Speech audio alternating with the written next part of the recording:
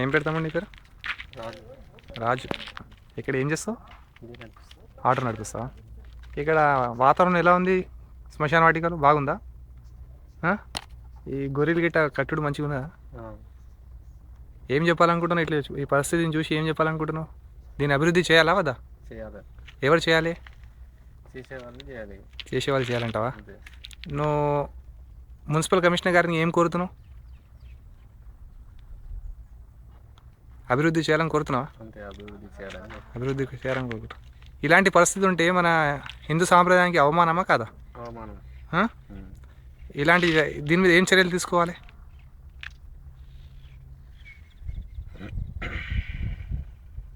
ఎంత తొందర అయితే అంత తొందర చేయించుకోవాలి. అభివృద్ధి చేయించుకోవాలి. మళ్ళీ ఇక్కడ ఇవన్నీ అవస్థలు ఉన్నాయి. ఇక్కడ ఎవరు చూసేటోళ్ళు లేరు. నేను చూడడానికి ఒక సంస్థ అయితే ఏర్పాటు చేయాలి కదా. చేయాలి. ఇలా ఎక్కడ పడితే అక్కడ గొర్రెలు కట్టుకోవడం కరెక్టేనా? వీళ్ళకి సరైన చోటు చూపించాలా వద్దా? చూపించాలి. ఎవరు చూపించాలి? వాళ్ళే. వాళ్ళు వచ్చి చూపించాలి ఇక్కడ.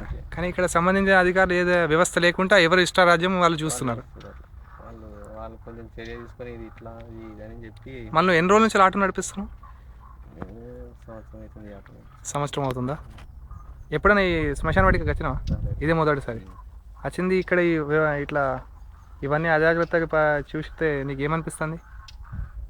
అజాగ్రత్త పనులు అజాగ్రత్త పనులు కనిపిస్తుంది. నిర్లక్ష్యం కనబడుతుంది అధికారులది. దారిలో ట్యూబ్ లైట్లు కూడా కరెక్ట్ లేవు. రాత్రిపూట ఎవరైనా వస్తే వాళ్ళకి ఇబ్బంది కదా. చాలా. మనము అందరం కలిసి ఒక శ్మశాన వాటికని అభివృద్ధి చేద్దామా? చేయాలి. చేస్తారా? మీ తోచిన సహాయం మాకు చేస్తారా? చేస్తాం. ధన్యవాదాలండి. ఏం పేరు అన్నారు మీ పేరు? రాజు. రాజు గారు, జై భారత్. మీ మొబైల్ నెంబర్ చెప్తారా రాజు గారు? 9908887747. మీ తోటి మిత్రులకు కూడా చెప్తారా దీని గురించి? చెప్తాం. రైట్ అండి రాజు గారు. నమస్కారం. జై భారత్.